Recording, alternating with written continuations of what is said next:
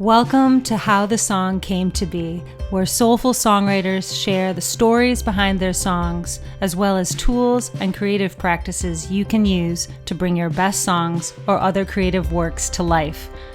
I'm Anneheaton, your host.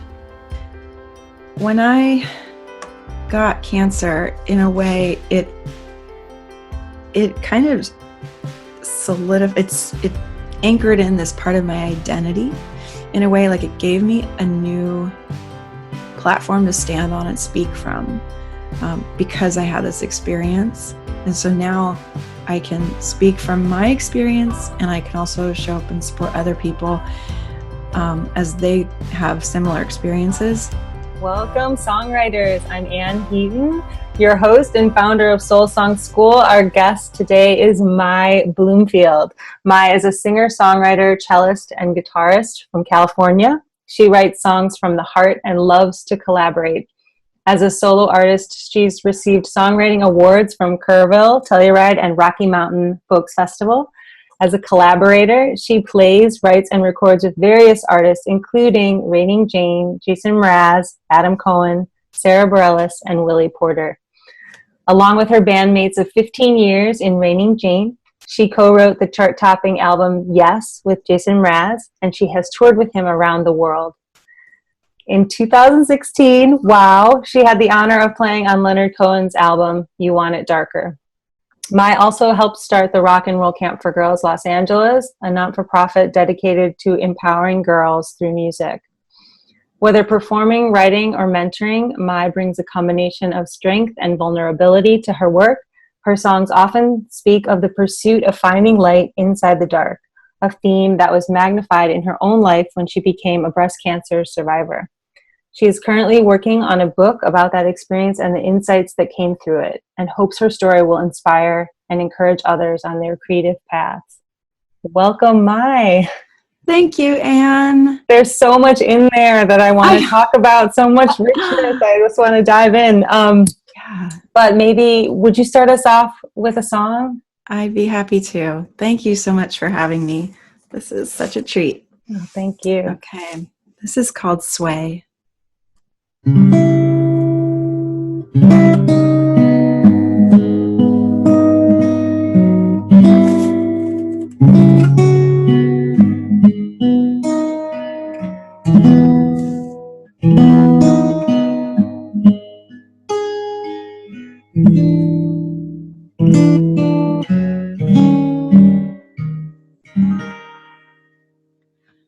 Sway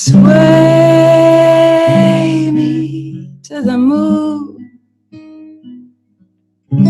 Let's get lost in an orbital swoon. Sail me to the stars. Let's burn bright like beating heart. And throw out your light. Draw me in like summertime. I'll swim up your river if you swim up mine. Let's intertwine. Every now and then I wake up in the middle of a dream. Can't be sure what is real or fantasy, so I close my eyes and I turn down the light. Make it last all night. Morning comes too soon when we're swaying to the moon. Every now and then I wake up in the middle of a dream. Can't be sure what is real or fantasy, so I close my eyes and fly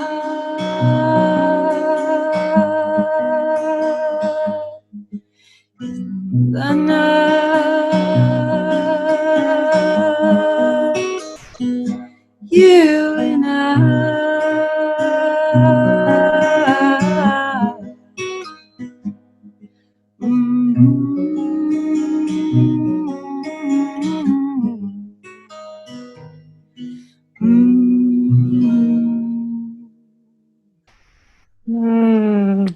Thank you, Mai.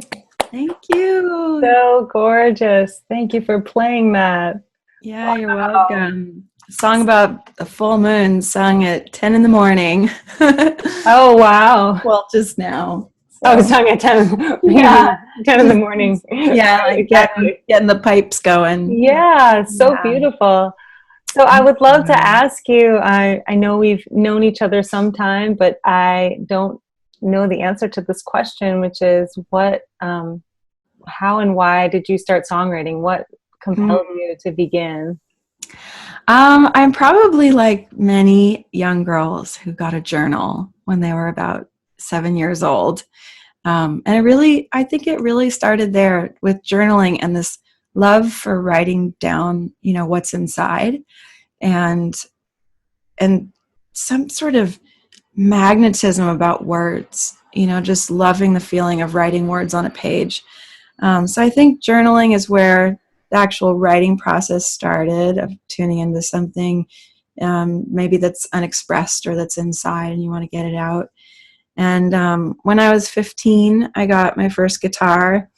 And then that just kind of created a foundation for the songs to come into life. I had been playing cello since I was 9, but I wasn't writing songs on cello. I was playing orchestra and learning about music and developing my ear for music. And but the songwriting came to probably in grade school.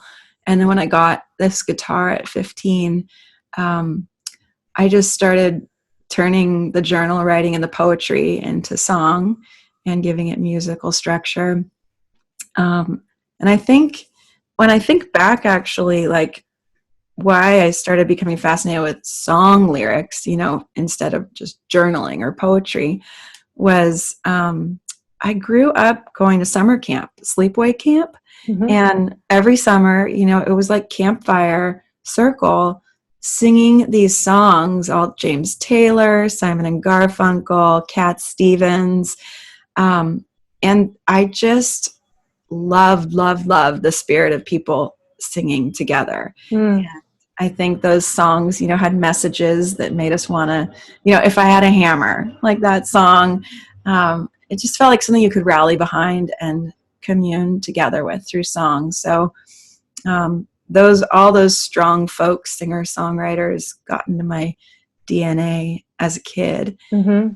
And then when I got that guitar, it was just like, okay, I want to write my own songs. And I actually started I did sort of start to learn how to play Stairway to Heaven, but mostly I was writing my own songs. Like from the get-go, I just wanted to write original songs, and didn't grow up learning a lot of covers and that kind of a thing. Yeah. What do you feel like as you started writing your own songs at 15 and moving beyond that, what do you feel like it gave you? Oh, that's interesting. I think it satisfied a couple things for me. On the one hand, it gave me an outlet, like when I would write a song and have a reason to share it. It gave me, on a personal level, the satisfaction, the joy of creating something and sharing it, like exposing something and wanting to just share that with people. But the other thing was it brought people together. And it gave people an opportunity to even just listen together and feel something. The first song I wrote, the first couple songs I wrote, were just, for me, it was, about my boyfriend and my lonely heart and all the stuff, being a teenager. It was called My Life is in a Bottle. And, you think you're all the angst and no one understands except me. But so those were just songs that I just sung in my bedroom by myself. But then I had this one friend who I shared the song with, and she really encouraged me to sing in front of people. She's like, you should sing that, share this with friends. We were in high school, and I don't know what happened, but I got the nerve to sign up for our graduation, our senior graduation. I decided to write a song for our senior class. Oh, wow. And that was my first actual playing in front of people thing. And it was that is so brave to have that.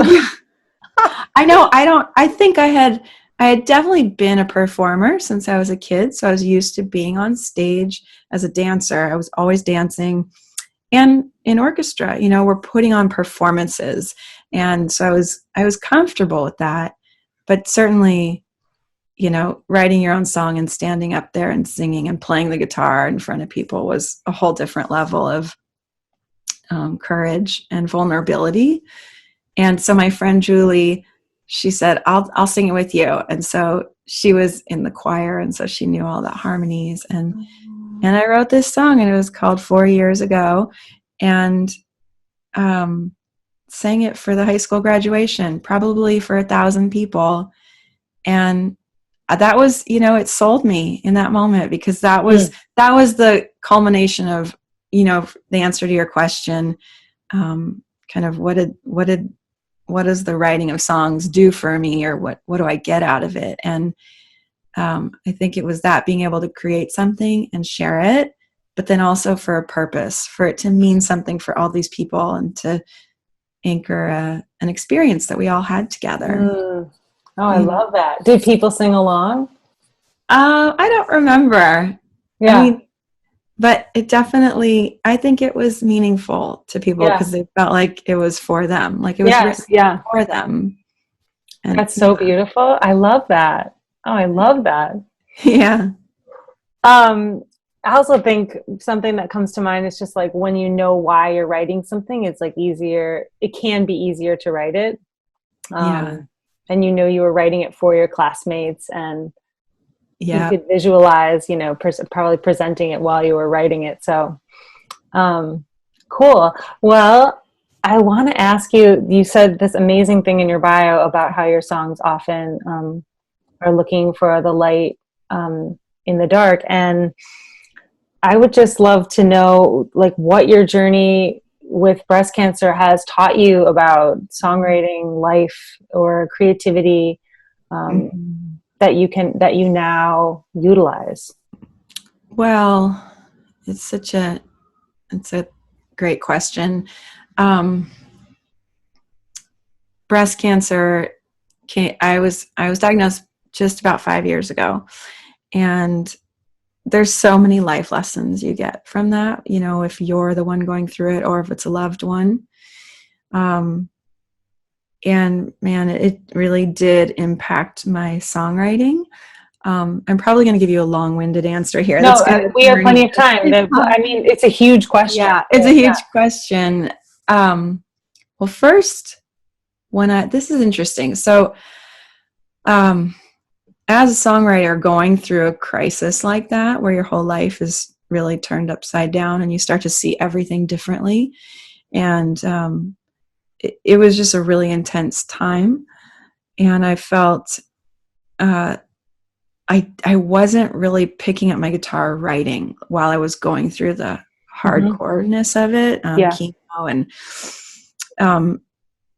and I was struggling with that as a songwriter. I thought, oh my gosh, I should be writing about this, because this is the the big stuff. Like, we all as writers often get great songs out of breakups, like when things fall apart, you have something meaty to chew on and write a song about.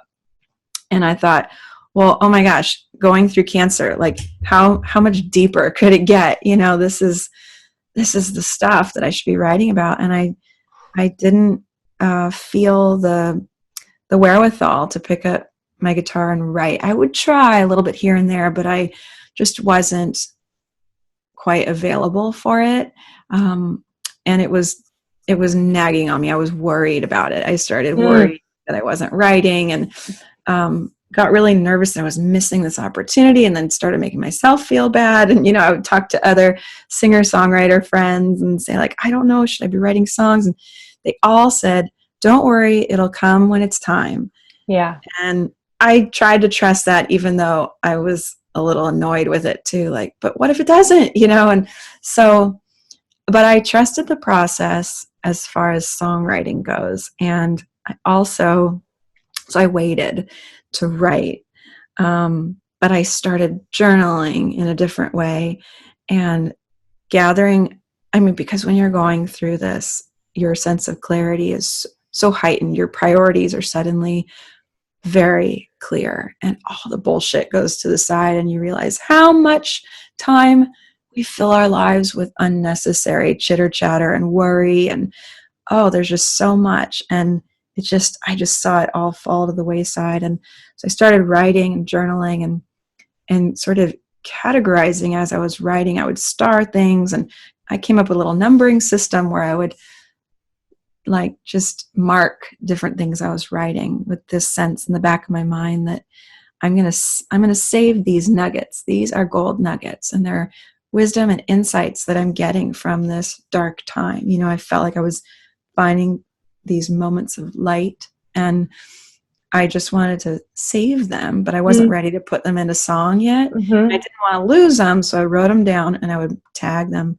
And I got a big epiphany through that process that I wanted to write a book for people going through crisis. And when, life is suddenly kind of unhinged, we get so much. We learn so much through those trying experiences. And as songwriters, my question is, well, how do we put that into our art, and when?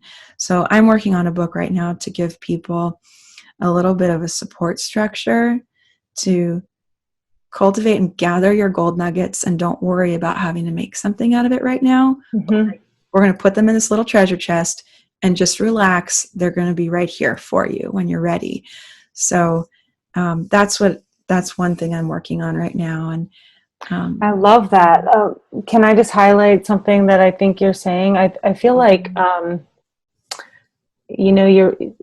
there's like a real delineation between writing down things because it's helping you process or capturing these gold nuggets versus actually creating a song, so it's not black or white, like either you're doing something or you're not. You're doing this, but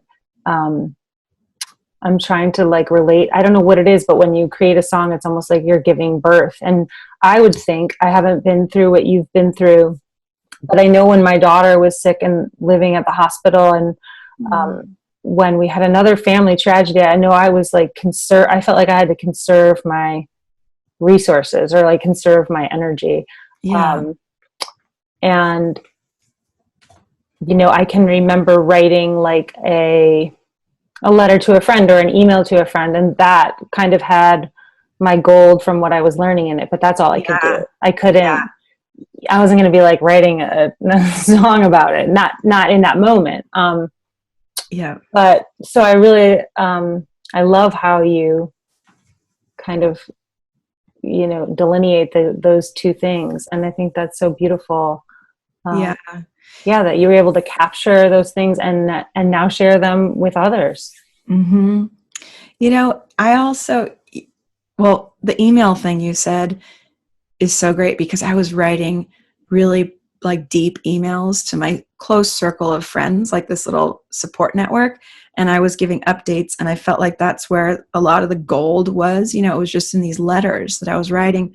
So I saved all those, and now I'm going through those too. And because there's wisdom in there. And I think as songwriters, that's one thing a lot of us try to do, is tap into some wisdom that we've learned or we've heard or we've discovered, and to share that in an original way. So those emails are so valuable. It's another form of communication. Because probably in that moment you're like, this is something I need to say to my friend, or this is something I need to get off my chest to someone who loves me. You're not what would be a good way to it can be really powerful. another thing you made me think of is, let's see if I can explain this. When I got cancer, in a way, it kind of it anchored in this part of my identity in a way, like it gave me a new platform to stand on and speak from, because I had this experience. And so now I can speak from my experience, and I can also show up and support other people as they have similar experiences. But somehow, as a singer-songwriter, as a performing artist, I felt that from the cancer experience, in a way, it kind of underlined to me, this is who you are. Like, not that I'm cancer and I don't want to be known as like the cancer singer-songwriter. I was very, worried about that in the sharing of it. But it gave me this feeling of knowing who you are and being 100% able to stand up for that and speak for it. And I think as songwriters, that's sort of an area where it's hard to find your footing and get up on a stage and say, this is what I'm here, what I represent. This is what I have to offer you. This is hard for me to explain, but it was just a feeling that when I went through the cancer, I had this sense of, now I can stand up and speak for something 100%. Yeah. Like you had the clarity of your message. Yeah. And I thought, well, wouldn't it be great if we had that without having to go through cancer, So for performing artists, I don't know, it's just an interesting thought of what does it take for us to stand up and know that this is who I am, this is what I have to offer, and not to second guess it, Well, yeah, and I love what you said about how having cancer made everything fall away that was not, absolutely a priority. And I don't know, but I wonder if there's a way people can ask themselves what would fall away, like can they engage in that? So to answer your question, so that they don't necessarily have to go through cancer to have that clarity, or maybe it's even a daily practice. Oh, sure.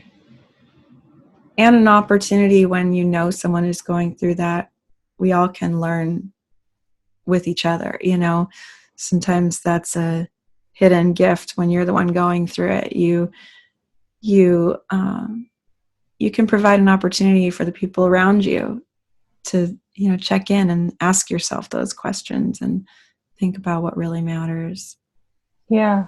Well, I didn't ask you at the time, and what I remember when you were going through this is that you were out, and this is a little off the topic of songwriting, but you were out touring, and you were you were out touring with Adam Cohen. Yeah.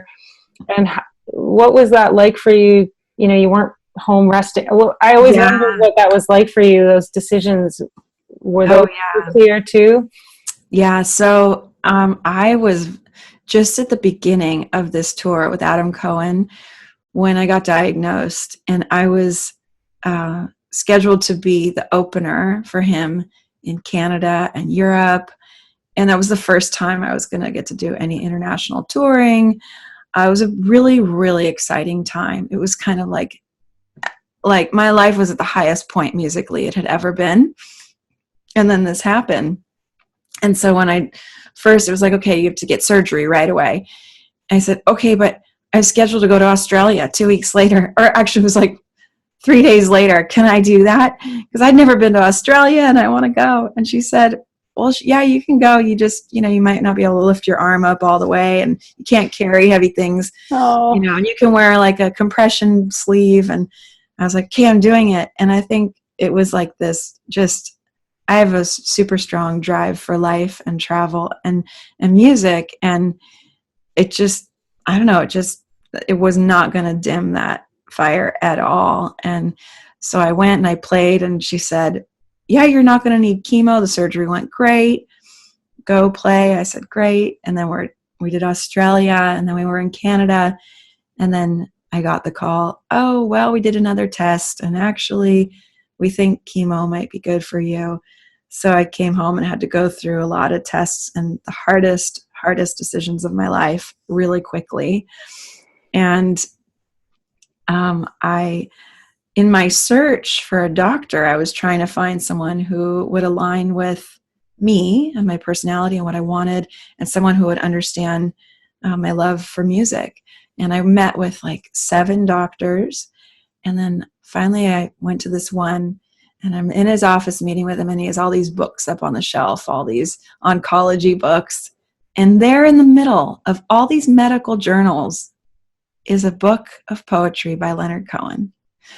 And I thought, aha, okay, here's someone who understands perhaps the love of the art that I'm pursuing. And I asked him about it, and Leonard Cohen was just a really, really profound influence in his life. And we hit it off. So I chose him as my doctor, and I said, look, I tour and I play music and I want to keep doing it. And he said, good, you should. You know, when this happens in your life, you should absolutely do the things that you love. And he said, it's a different day and age for chemo. You can fly on airplanes. You know, there's a lot you can do. And he said, I wouldn't, he said, I just think the life you've been living makes you up for this. You know, you're up for, you can do this if you want to. And so I really feel that music helped me heal and feel present. And, you know, whenever I was playing on stage, it was just so in the moment, and the cancer disappeared. You know, it all just disappeared. It's what we all feel when we're singing a song, when you're in the moment. And it was so healing and so energizing for me. And I got a lot of support from my bandmates, you know, carrying equipment and helping me get through it, because I didn't have the same energy. I would save it all for the stage. Right. But so I'll share this one story of the light and the dark, and how I got this through playing music while going through chemotherapy. So I was home getting ready to do all my treatments, and I was sort of planning to rest and not tour as much. And then Adam called and said, well, wow, guess what? We've been invited to open for Bob Dylan. I was like, whoa, what? And he said, yeah, in the south of France. I went, huh? Because I have lived in France. I speak French. I love French, everything. And then there's this folk hero, this living legend. And I was like, okay. So I look at my chemo schedule and the date's there, you know, and I look at it, I'm like, can I do this? Because you can't move around chemo. Like, you have your set days. And I looked, and sure enough, there was like just enough time to make it work. I could fly out, and then I could come back and do my next infusion. I said, I really want to do this. And my doctor was cool with it, and the band was cool with it.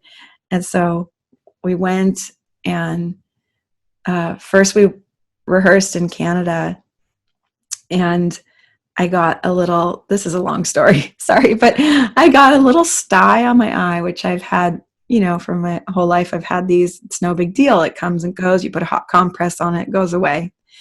But it didn't go away because I was my immune system was so weak. And it started getting bigger and bigger and bigger. And I started having this giant growth on my eye. And then we flew to France. And now at this point, I can't put a contact lens in that eye. I can only put it in one eye. And it's so grotesque that now I'm wearing sunglasses. And on top of all this, I am wearing a wig because I'm bald. And in this particular band, I just chose to wear a wig. I didn't want to have my story be like front and center on stage because it was Adam's show. So I'm wearing a wig. I'm wearing sunglasses. Can't see out of one eye. Oh.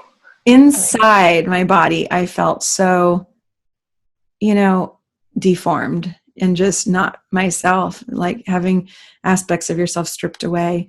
Even with something as superficial as hair, it absolutely changes the way you move in your body in the world, you know. Yeah. It's very strange. And so I'm wearing this wig, glasses, and we go to the show, and it's in a Roman arena, a Roman Colosseum in the south of France.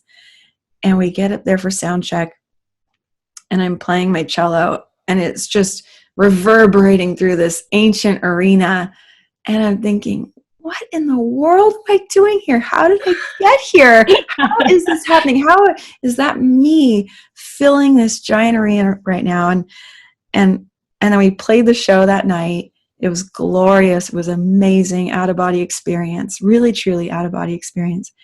And we went back to the hotel right afterwards, and I took off the wig. I took off my sunglasses, looked at myself in the mirror, and I just thought, my gosh, like, that you can be in the hardest, darkest, most scared place in your life, and then also be doing the most awesome, spectacular out-of-body experience you've ever had.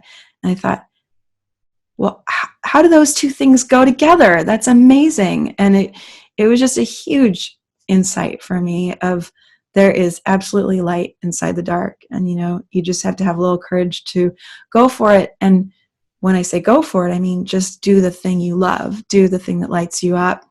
You know, if it's music or writing or art or some sort of sport or whatever it may be, that is where, you know, we get the light, even through our darkest times. I love that so much. Thank you for telling that story. Welcome.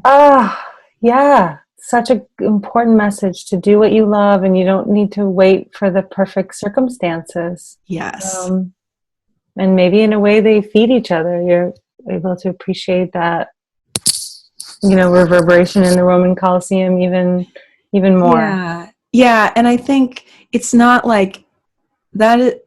Getting to open for Bob Dylan in a Roman Colosseum is so such a rare, extreme treat. Like, that doesn't happen every day. So right.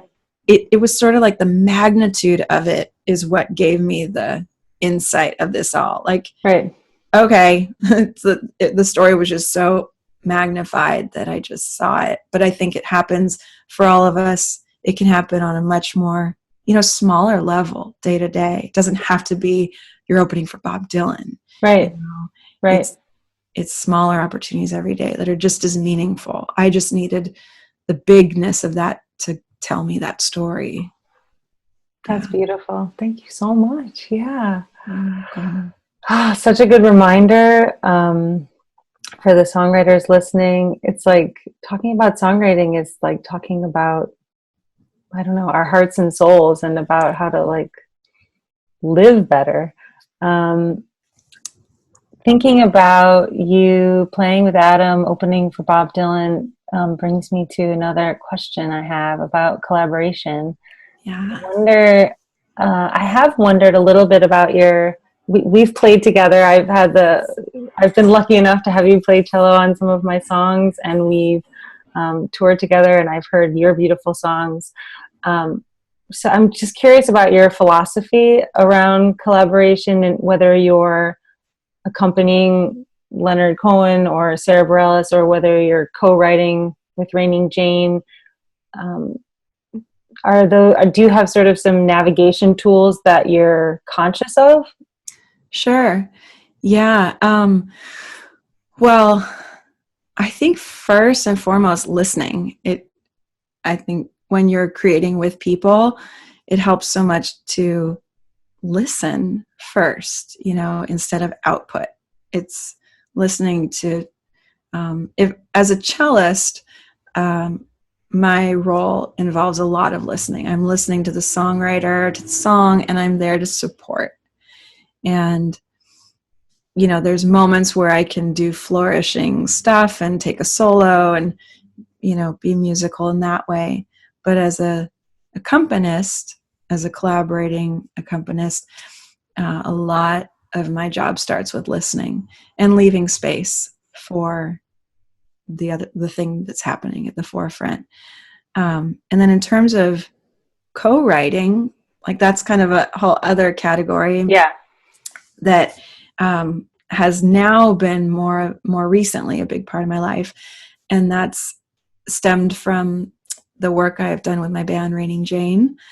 And we started co-writing with Jason Mraz 10 years ago. Oh, wow. 10 years ago. Wow. We actually opened for him at a college. You know, he was doing a college show, and Rainingjane opened, and he stuck around and he watched our set. He loved what we were doing, and he invited us to his house to play some music, record on his demos. And somehow we just struck a chord, and the five of us started writing songs. I mean, he shared a song with us that he was working on, and we worked on it with him and kind of took it to the next level. That first song really was called A Beautiful Mess, and that ended up on one of his records. And there was something amazing that happened when the five of us were writing together. And I learned so much from this. So as Rainingjane, as a band, 4-piece, all women, when we were writing, well, it's kind of like we'd always want every song to satisfy all of us because it was going to represent us. And so we always wanted to make sure the song, we all believed in the song, and it kind of satisfied all of our different musical desires and lyrical desires. And there's a struggle to that because, you know, one song isn't meant to satisfy every person equally. So we had a lot of different ways of writing together. But when we started working with Jason, it was like there was this fifth element where we could funnel everything through and sort of let go a little bit of hyper controlling everything and trust that it was going to come through his voice. And it finally opened up this balance with songwriting where you're putting all of your heart into it, but you're also letting it go, and you kind of let this other entity kind of funnel it through to the final expression. And that's been such good practice for co-writing and just songwriting in general. But it's been really great, really freeing. And I think now we've written dozens and dozens of songs together, and it's such a fun experience, and trusting the process and listening and leaving space for everybody to share their ideas. And it's just been so successful. It's been really good. I think on the one hand, we're just lucky there's a nice chemistry, so it works. But on the other hand, I think there's some lesson there to be learned about not clutching too tightly to something, especially when you're co-writing, to just let it evolve and go where it wants to go and really trust that. And I think having Jason in our circle gave us something we were willing to trust, because he had such a big voice, such a big heart, such talent and skill that we could sort of hand it over in a way. So I love that. But putting your whole heart, I love that. It's putting your whole heart into it and being able to let go. Yeah. It's hard. It's so hard. It's great practice, though. It's really good practice. Probably gets easier over time. Like, you think, this is my best idea ever. Like, what if they don't take it? Oh, it happens all the time. You're like, how about this? And no one says anything. You're like, oh, come on. I think it's so good. Okay. Well, okay. I'll use it later for something else. That's awesome. Is there anything that you would want to share with the songwriters listening? Any breakthroughs you've had around craft? And just like, I always feel like concrete examples, which you've given so many stories, which I think is so key, because like the details are where like the gold is. If you have any concrete stories around like craft breakthroughs or. Okay. 3 things come to mind. Awesome. The first one is really surrounding yourself by people that inspire you and music that inspires you. I think for me, a big part of what has propelled me forward in the songwriting world is finding my community. And that happened through the folk festival scene. And I've been now participating for about 10 years like at the Rocky Mountain Song School in Colorado, the Kerrville Folk Festival, Telluride. I just went to Sisters for the first time in Oregon. These communities that create a space to honor and celebrate songwriting, I treasure. And they are places where I go every summer to recharge and to be inspired by great songcraft and people who love to talk about songwriting. You know, I love to talk about it. I love being in songwriting groups. And I find that feeling like you're a part of a community and getting to hear and receive so much from that community is huge. It propels me forward and makes me want to dig deeper into the craft. It gives me a sounding board and, you know, a place to really dig in. So song schools, retreats, songwriting groups, all of those things help. I have done songwriting groups where we've done a weekly songwrite. I've done that on and off for the last 4 years. And I've done it I definitely have done it for 4 months in a row. And then we take a break and then do another 4 months where you're writing a song every week. You're writing it by yourself, and then you're posting it in this private group. And that's great practice, you know, because you're practicing the art of finishing something, and it could be total crap, but you're finishing it. So it counts and it makes you a better songwriter. And so the regularity is a big piece, I think, for anybody who does any art of any kind, writing or songwriting. The regularity of showing up to the page is huge. We can never overestimate, is that the right word? That. So the weekly songwrite is a great practice. I've also gone through periods where I'll do a morning write every morning. You know, you could do the 20-minute morning pages from the Artist's Way. That's huge. Or you could just do 10 minutes of object writing right in the morning when you wake up. Pat Pattison talks a lot about object writing, and it's like opening up your subconscious and tapping into all the senses and writing from that place without stopping, without putting your pen down. And you just write and just see what happens. And I'm trying to remember that object writing, is that its own book, or is it a portion of Writing Better Lyrics? Because he has 2 books. People. He has a few books now. And I don't think there's a book titled Object Writing. I think it's within Writing Better Lyrics. Yeah. You can Google that. Yeah. It's a great tool. It's so easy. And if you just apply yourself to it, you really do get a lot out of it. Because if you allow yourself to dive into your subconscious every morning for 10 minutes and you cap it and you don't go further, you'll start to go deeper faster every time. Yeah. So I find that to be a really good practice. And same with the morning pages. When you do 20 minutes of writing, it kind of just like clears the drain. It lets it all out. And then when you sit down later in the day to write your songs, there's just a wider opening, I find. And maybe throughout your day, you're also noticing in a different way because you kind of prime your mind first thing. So whether it's summer camps or retreats, it's maybe a weekly writing group you put together, and maybe the morning pages are 10-minute object, right? This is gold, people. This is gold. Gold. It's good stuff. It works. One of them or all of them.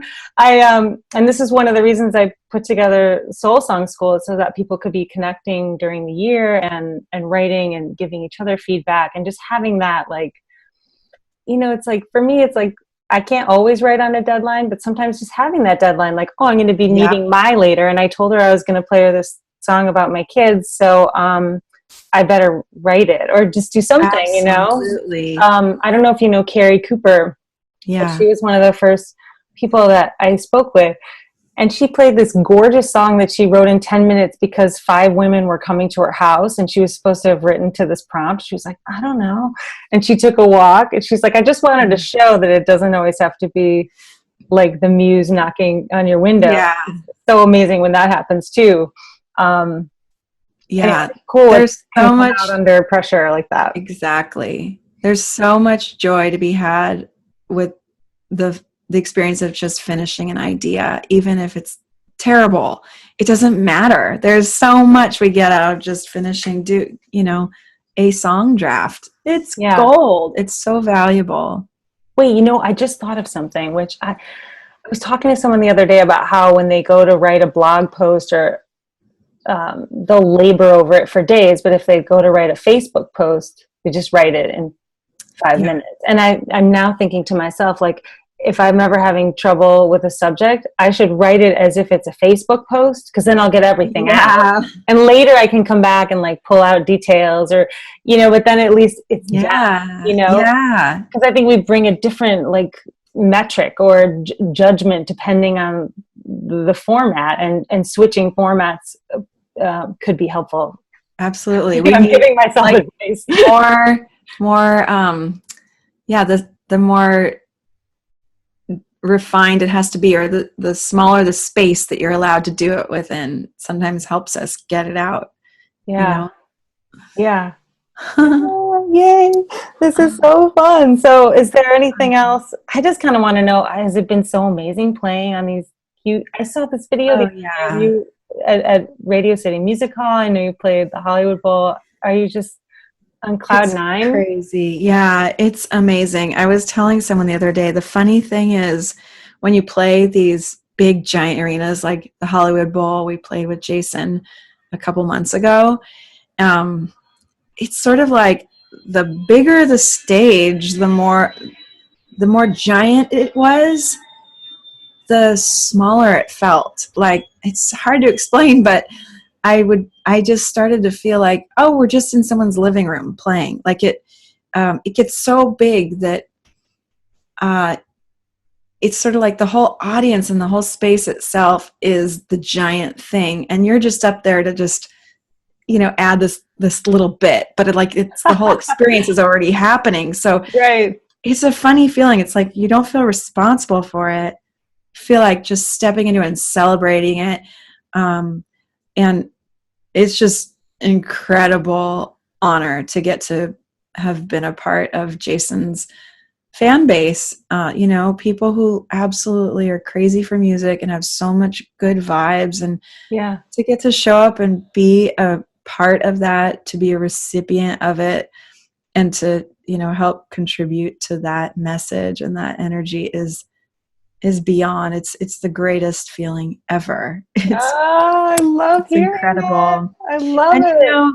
This is like with your best friends who you've worked so hard with. We've worked for so long. Rainingjane has been together for almost 20 years, like 15 plus years.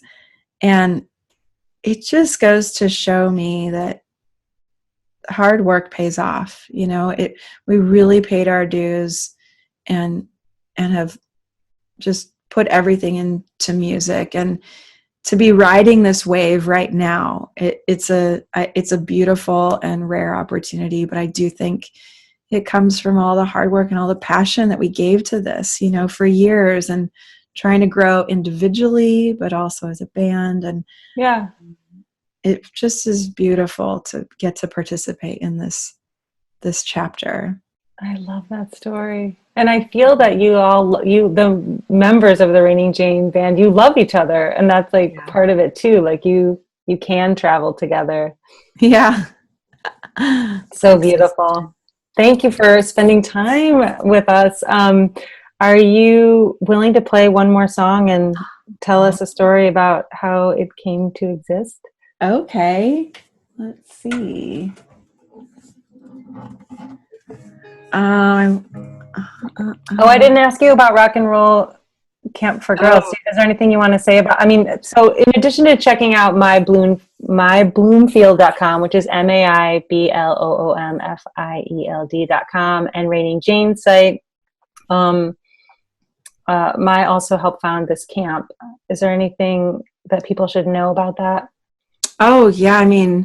So Rock and Roll Camp for Girls Los Angeles is its own camp, but it was modeled after, and it's part of the alliance of, it was modeled after the first Rock and Roll Camp for Girls, which started in Portland, Oregon.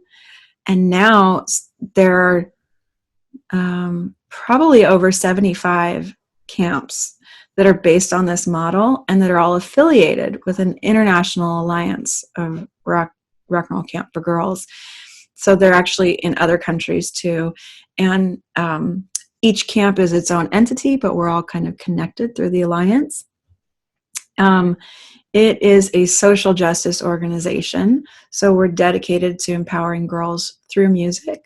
And we have female mentors, the people who run the camp and lead the camp during the day are women, because we want the girls to get to see women playing and writing and setting up the sound and doing all these things, because we learn by example. And so we want girls to see that up close and personal. The girls who go to camp are ages 8 to 17, and we have volunteers. We do have some male volunteers, but for the most part, it's female or it's women. And let's see, we have a summer camp in June and July. We've now done this for 7 years. I think we've had at least 500 campers so far. And we have a phenomenal volunteer base. If you're in the Los Angeles area and you want to be a part of this, I invite you to please join us, because it's an incredible group of awesome people doing great work in the world. And if you're in another city or another state, look up the Rock and Roll Camp for Girls that's near you, because there's one in almost every state, at least one. And it's just a great opportunity for people to teach, mentor, coach a band, make a difference in a young girl's life, to put an instrument in her hands, let her have access. The young girls, like 8-year-olds, do they have to already know how to play an instrument? No, they don't. It's open to all levels of experience. Nice. Yeah. And same for the volunteers. You don't have to be a musician. You just have to have the desire and the passion to want to support girls to collaborate and lift each other up. Cool. So if you want to know more about that, you can look it up online, Rock and Roll Camp for Girls LA, or Rock and Roll Camp for Girls in many other cities and states. Yeah. Cool. So let's hear the song. Let's hear another song. Yeah. Okay. I wasn't prepared. Okay. Let's see if I can do this one.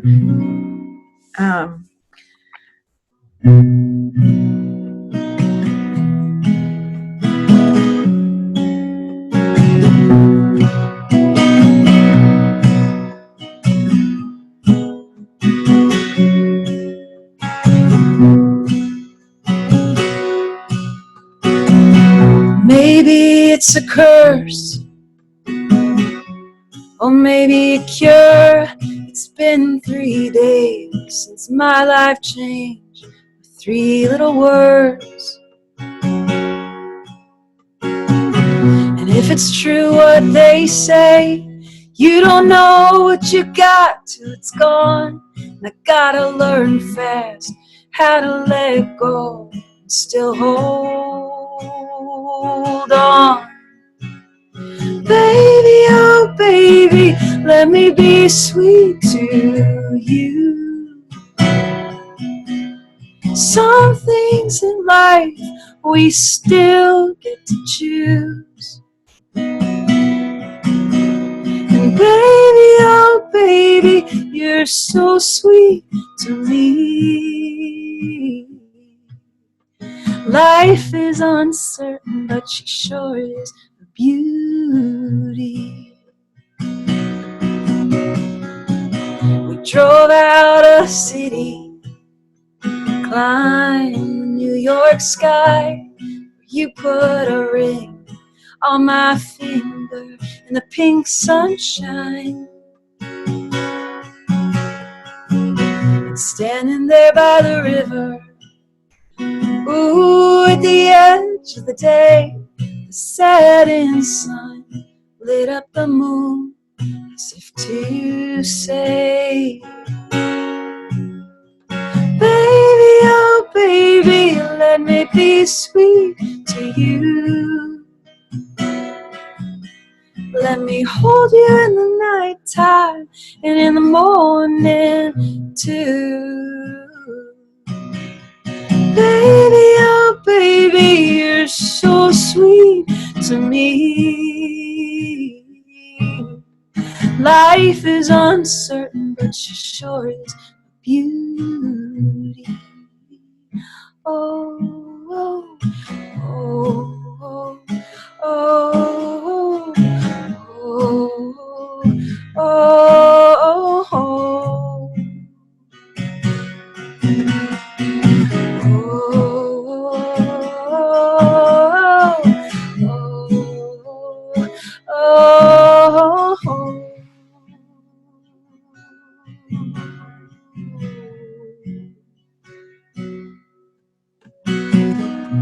So maybe it's a curse, or maybe a cure. It stopped my heart, it changed my life. 3 little words. Yeah, baby, oh baby, let me be sweet to you. Some things in life we still get to choose. Yeah, we do, yeah, we do. Baby, oh baby, you're so sweet to me. Life is uncertain. Life is uncertain. You know, life is uncertain. Life is uncertain. Life is uncertain. You're certain to me.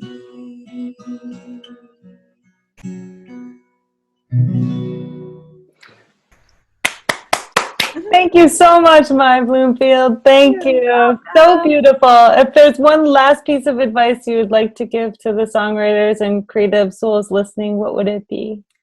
It would be open your heart, show up to the page, give yourself permission every day. I love that. Okay.